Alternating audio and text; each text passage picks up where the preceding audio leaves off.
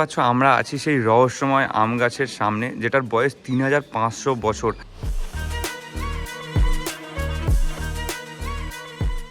ভাগবতীর এটা একটা ছোট একটা অংশ, যেটা আর কি এখানে ওরা ধরে রেখেছে, বিকজ এখন আর ভাগবতীর যে মেন যে শাখাটা সেটা এখান দিয়ে বয় না।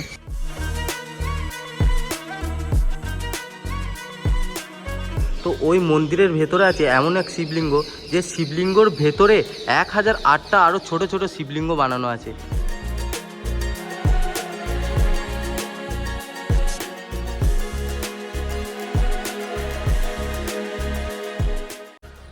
হে guys, welcome back to our channel the Bong Duo blogs.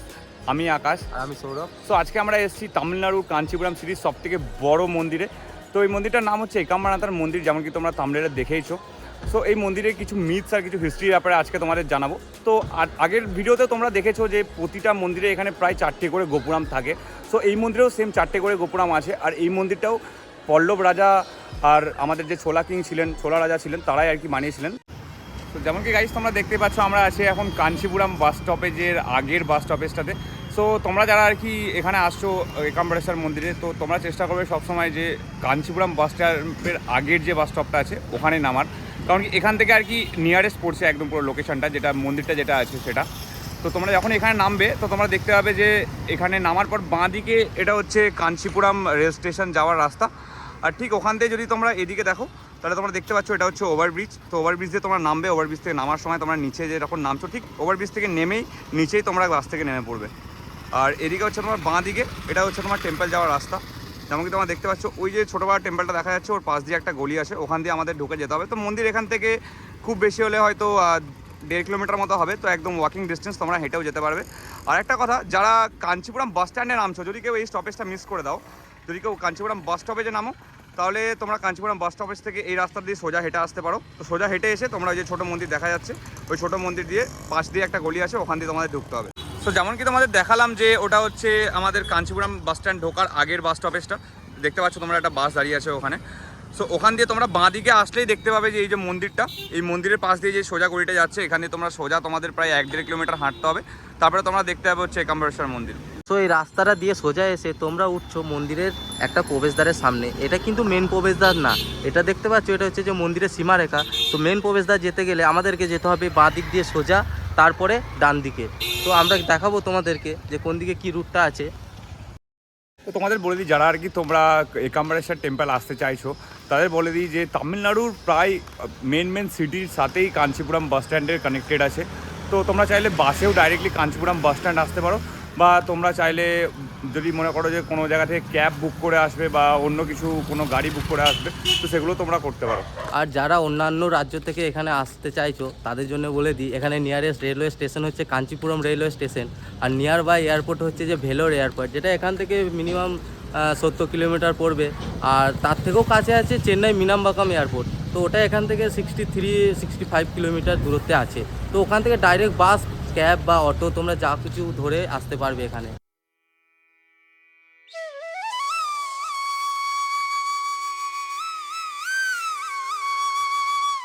তো যেমন কি তোমরা দেখতে পাচ্ছ আমরা মেন প্রবেশদ্বারের সামনে আছি।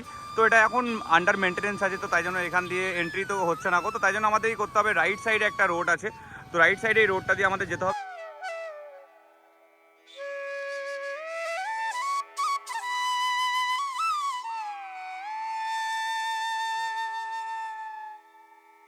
তো মেন প্রবেশদ্বার বন্ধ থাকার জন্য আমরা এখন এই প্রবেশদ্বার দিয়ে ঢুকে যাব।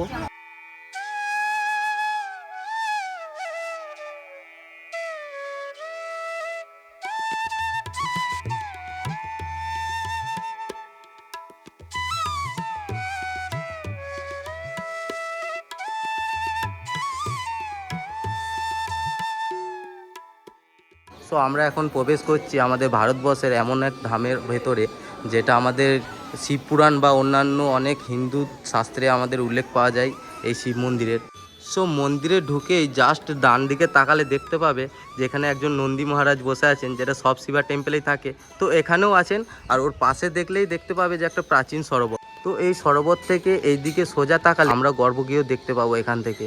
তো আমরা যাব গর্ভগৃহের দিকে এগিয়ে, তো তোমরা ভিডিওতে টিউন থাকো। যেমন কি তোমরা দেখতেই পাচ্ছ আমরা মন্দিরের গর্ভগৃহতে ঢুকতে যাচ্ছি। তো এখানে ফোন, ক্যামেরা এসব কিছু অ্যালাউ নেই, তো আমরা এখানেই ভিডিওটা বন্ধ করে রাখবো। সো দেখা হচ্ছে তোমাদের মন্দিরের গর্ভগৃহ থেকে বেরিয়ে। তো আমরা জাস্ট এটা দিয়ে ভোলেনাথের দর্শন করে বেরিয়ে এলাম। তো ভেতরে মোবাইল বা ফোন কিছু অ্যালাউ ছিল না। তো ওইটা দিয়ে বেরিয়ে আসার পর আমরা যদি এখানে দেখি, তো এখানে লেখা আছে ওয়ে টু ম্যাঙ্গো ট্রি, মানে সেই রহস্যময় আম গাছের দিকে যাওয়ার রাস্তা। তো এই দিক দিয়েও যাওয়া যায় সোজা গেলে, বা এই যে পিলারের মণ্ডপমগুলো আছে এইগুলো পরিক্রমা করে ওই সাইড দিয়েও যাওয়া যায়। তো এই যে এই সাইডে যে শিবলিঙ্গগুলো দেখতে পাচ্ছ, তো এগুলো টোটাল 1008টা শিবলিঙ্গ আছে। তার সামনে আছে যে নন্দী মহারাজ। তোমরা যদি এখান পর্যন্ত এসে ওই দিকে তাকাও, মানে একটু ডান দিকে তাকাও, তো ওইখানে কর্নারে একটা মন্দির দেখতে পাবে। তো ওই মন্দিরের ভেতরে আছে এমন এক শিবলিঙ্গ, যে শিবলিঙ্গর ভেতরে 1008টা আরও ছোট ছোট শিবলিঙ্গ বানানো আছে। তো ওটা একটু বহুত খাস টাইপের শিবলিঙ্গ। তো ওখানে মোবাইল বা ফটোগ্রাফি বা ভিডিও ক্যামেরা কিছু করা অ্যালাউড নেই। তো এখান থেকে দেখে দিচ্ছি, জাস্ট দেখে নাও তোমরা যে ওইখানে প্রভুজি আছেন 1008টি শিবলিঙ্গ নিয়ে একটা শিবলিঙ্গর ভেতরেই।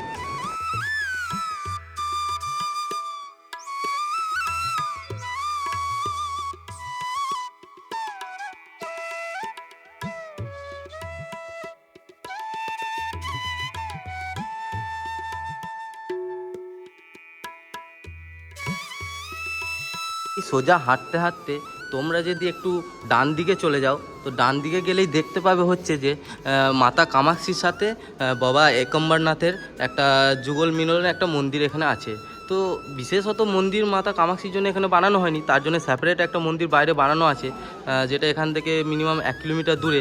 তো তবুও যেখানে বাবা আছেন তো সেখানে মা তো থাকবেনই, তার জন্য এখানে একটা মাতা কামাক্ষীর জন্য একটা মন্দির বানানো হয়েছে মন্দিরের ভেতরে। যেমন কি তোমরা দেখতে পাচ্ছ, আমরা আছি সেই রহস্যময় আম গাছের সামনে, যেটার বয়স 3500 বছর। তো এই আম গাছের ব্যাপারে অনেক মিথস আছে এবং এই আম গাছের অনেক বৈশিষ্ট্যতাও আছে, সেগুলো সবই তোমাদের আজকের ভিডিওতে দেখাবো। এই আম গাছের কয়েকটা মিথের ব্যাপারে তোমাদের সাথে আলোচনা করিনি প্রথমে। তো বেসিক্যালি আমাদের হিন্দু শাস্ত্র মতে মাতা পার্বতী বা মাতা কামাক্ষী দেবী একদিন ভাগবতী নদীর পাড়ে এই আম গাছটার তলাতেই বসে আর কি তিনি জপ করছিলেন। ঠিক সেই সময়েই মহাদেব মাতা পার্বতীকে পরীক্ষা নেওয়ার জন্য মাতা পার্বতীকে কেন্দ্র করে একটা বৃত্তাকারের অগ্নিয় শিখার তৈরি করেন। তো সেটি দেখে বিষ্ণুজি পার্বতী মাতার শ্রেয় ভ্রাতা সেটি সহ্য করতে পারেন না, যে তার বোন এত আর কি কষ্ট পাচ্ছেন।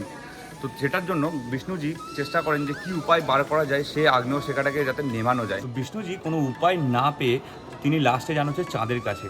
তো চাঁদের সাহায্য নিয়ে বা চাঁদের যে শীতল কিরণ আছে সেই কিরণের সাহায্য নিয়ে তিনি পুরো ভূলোককে শীতলতায় পরিণত করে। তো সেই শীতলতায় পরিণত করার ফলে যে অগ্নির শিখাটি ছিল সেটিও আর কি নিভে যায় পুরোপুরি। এটি দেখে মহাদেবজি অনেক ক্ষিপ্ত হয়ে পড়েন এবং মহাদেবজি চেষ্টা করেন যে আবারও একবার কীভাবে পার্বতীজিকে পরীক্ষা নেওয়া যায়।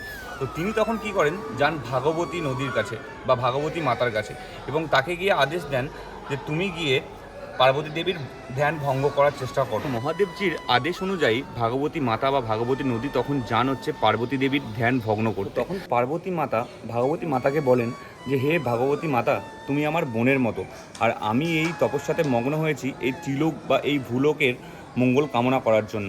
পার্বতী মাতার সেই কথা শুনে মহাদেবজি এবং ভাগবতী মাতা পার্বতী মাতার উপরে প্রসন্ন হয়ে যান এবং ঠিক সেই সময়ে মহাদেবজি এই যে তোমরা আম গাছটা দেখতে পাচ্ছ, এই আম গাছটাকেই বর দিয়েছিলেন যে এই আম গাছে আমের সিজনে 4 রকমের আম ধরবে, 4টে ভ্যারাইটিসের আম ধরবে আর 4 রকম টেস্ট থাকবে সেটার। আর ঠিক এই গাছের যে ব্রাঞ্চেস যেটা আছে, যেগুলো শাখা আছে, সেটাও 4টেই থাকবে। আর ঠিক এখনও পর্যন্ত সেম জিনিসটা এখানে চলে যাচ্ছে, যে এই গাছটা এতদিন হয়ে গেছে 3500 বছর, কিন্তু তারপরেও এই গাছে 4টে শাখা পোশাকায় আছে, যেমন কি তোমরা দেখতে পাচ্ছ, ভালো করে যদি দেখো তোমরা দেখতে পাবে।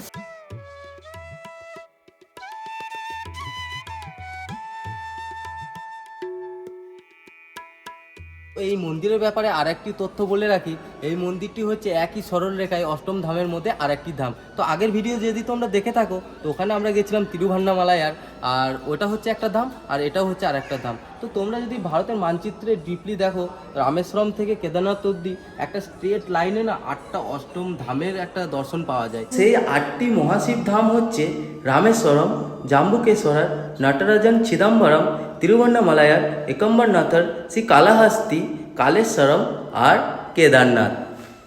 যেমন কি তোমরা অনেকেই জানবে যে আমাদের হিন্দু শাস্ত্রেতে পঞ্চতত্ত্বের কথা উল্লেখ করা আছে। তো পঞ্চতত্ত্বগুলো কী কী তোমরা নিশ্চয়ই জানো, জল, বায়ু, ভূমি, আকাশ আর অগ্নি। তো এই 5টা তত্ত্বকে নিয়ে আমাদের ইন্ডিয়ার মধ্যে 5টা বড় বড় মন্দির বানানো হয়েছে। তো সেই 5টা বড় বড় মন্দিরের মধ্যেও এটাও একটা মন্দির, তো ঠিক এই মন্দিরকে পৃথ্বীলিঙ্গম হিসাবে পুজো করা হয় বা ভূমিলিঙ্গম হিসাবে পুজো করা হয়। যেমন কি তোমরা হয়তো আগের ভিডিওতে দেখেছো, আমরা তিরুবান্নামালায় গেছিলাম, ওই তিরুবান্নামালায়ের যে মন্দিরটা ওটাকে অগ্নিলিঙ্গম হিসাবে পুজো করা হয়। যদি তোমরা আগের ভিডিও না যেয়ে দেখে থাকো তাহলে ডেসক্রিপশনে লিঙ্ক আছে, অবভিয়াসলি গিয়ে অগ্নিলিঙ্গমের ভিডিওটা তোমরা দেখে আসবে।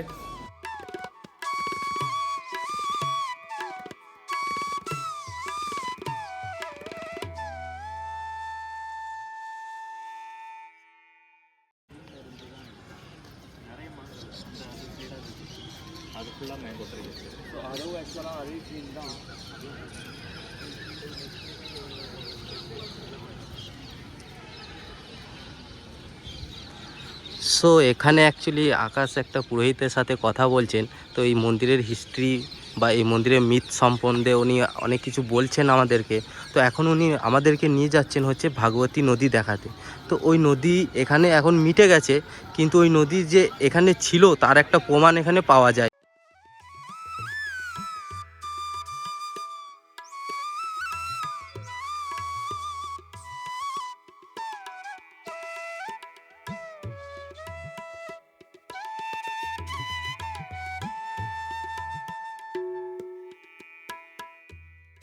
ভাগবতীর এটা একটা ছোট একটা অংশ যেটা আর কি এখানে ওরা ধরে রেখেছে, কজ এখন আর ভাগবতীর যে মেন যে শাখাটা সেটা এখান দিয়ে বয় না। তো তার জন্য 3500 বছর আগে থেকে এটা সঞ্চয় করে রাখা আছে এখানে, বা এরকম একটা পুল বানিয়ে রেখেছেন ওনারা।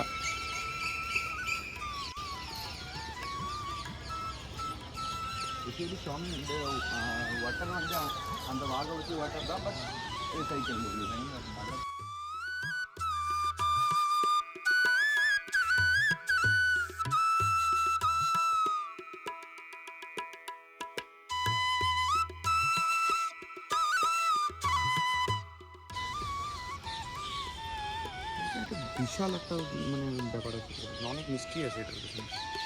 তো তোমরা যদি মেন গেট দিয়ে এন্ট্রি করে একটু বাঁ দিকে তাকাও তাহলে দেখতে পাবে এখানে যে মাতা ভাগবতী মানে ভাগবতী নদীর একটি অংশ এখানে সংরক্ষণ করে রাখা হয়েছে, কিন্তু এখানে সবাইকে অ্যালাউ করে না।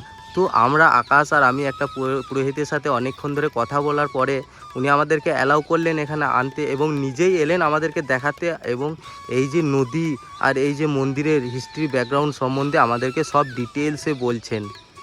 তো যেমন কি তোমরা দেখতেই পাচ্ছ স্ক্রিনে।